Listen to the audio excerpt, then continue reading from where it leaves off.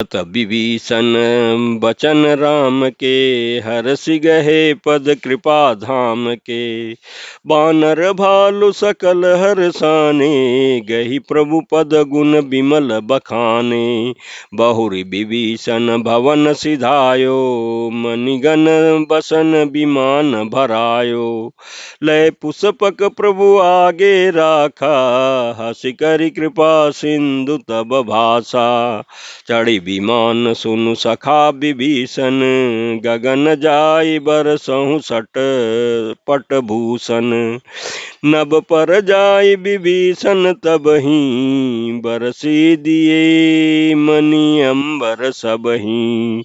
जोई जोई मन भावै सोई लेहि, मणि मुख मेलि डारि कपि देहि। हसे राम श्री अनुज समेता, परम कौतुकी कृपा निकेता। मुनि जेहि ध्यान न पावहीं, नीति नीति कह वेद।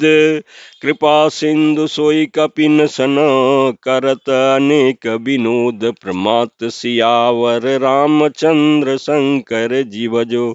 लंका कांड दोहा 117 को। उमा जोग जप दान तप, नाना मख व्रत नेम। राम कृपा नहीं करहि तसी, जसी निस केवल प्रेम। प्रमात सियावर रामचंद्र शंकर जी भजो। लंका कांड दोहा 117 खो।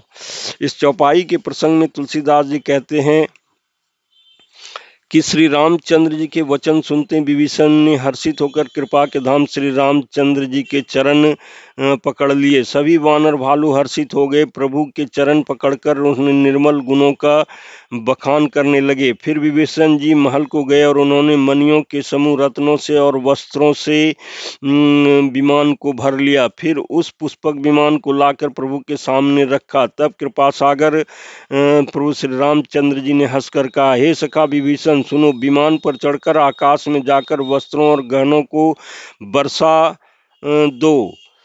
तब आज्ञा सुनते विभीषण ने आकाश में जाकर सब मणियों और वस्त्रों को बरसा दिया। जिसके मन को जो अच्छा लगता है वही ले लेता है। मणियों को मुख में लेकर के वानर फिर उन्हें खाने की चीज न समझकर उगल देते हैं। यह तमाशा देख कर के परम विनोदी और कृपा के धाम श्री रामचंद्र जी, सीता जी और लक्ष्मण जी सहित हंसने लगे।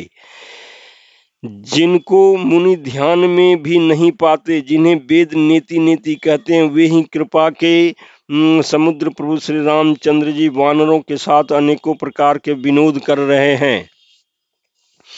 शिव जी कहते हैं कि हे उमा, अनेकों प्रकार के योग जप दान तप यज्ञ व्रत और नियम करने पर भी श्री रामचंद्र जी वैसी कृपा नहीं करते जैसी अनन्य प्रेम होने पर करते हैं।